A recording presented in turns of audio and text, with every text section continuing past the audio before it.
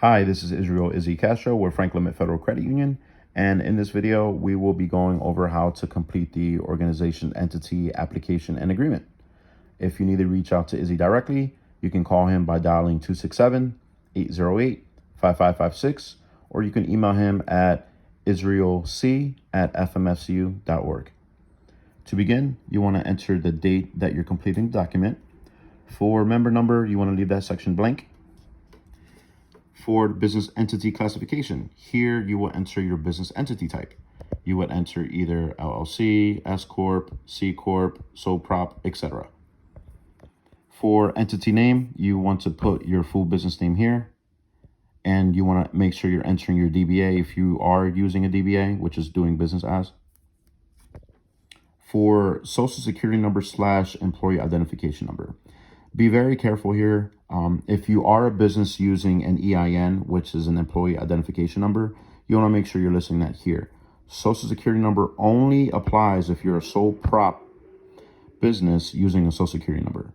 Again, social security number is only used for a sole proprietorship that's using a social security number. If you're a business and you have an employee identification number, you want to make sure you're listing that here. Continuing, you want to make sure that you're entering the mailing address and the apartment, PO box, city, state, zip.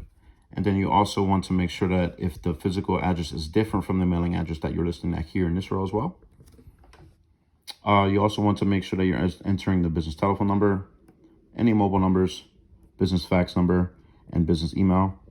This is how your profile is created on our system. So you want to make sure that your business information is accurate and up to date here. Moving on to the next section, you want to make sure that you're signing here and you're dating here, and multiple owners will do the same. They will just sign and date. If you have more than 2 owners, you will just print this document out again. You don't need to fill out the top. You just need them to sign and date it once more. Here in this section, Frank Limit, we don't do a lot of outbound calls like the telemarketers, but we do outbound calls when we do have promotions. So this is the best way for you to find out of any promotions that we are having. So you want to make sure that you're entering your phone number here so that you are up to date on any promotions on a personal or business side. And then you want to make sure that you're signing and dating here. Moving on to the next page. For the top of this section where it says Internet Gambling Due Diligence Certification, this is just certifying that your business does not engage in internet gambling. So we would need you to sign on signature number 1 and date, and same for multiple owners. They would need to sign and date as well. For certification section, we just need the full legal name of all the owners. We would need their titles and positions. We need their signatures, and we would need the date they signed. In a certification whereof, you want to make sure that the person completing this document is listing their name here, they're printing it, and then they're signing here on the X. Again, you're going to print your name here, and you're going to sign on the X.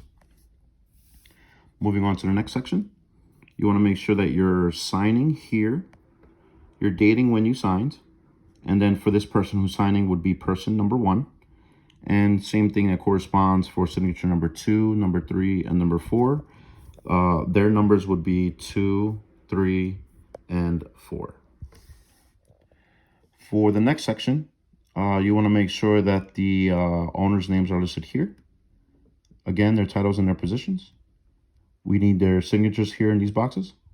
And then we need the date that they signed.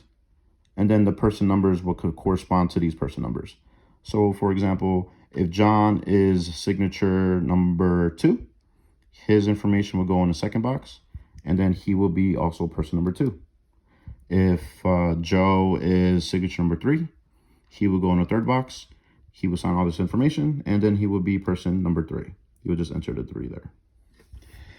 Similar to above, in the certification whereof section, you want to make sure you're printing the name of the person filling out the document here, and then they're signing on the X. Again, print here and sign on the X. And that concludes the organization entity application agreement. Again, if you need to reach out to Izzy, you can reach him by calling 267-808-5556 or emailing him at israelc@fmfcu.org. Take care now.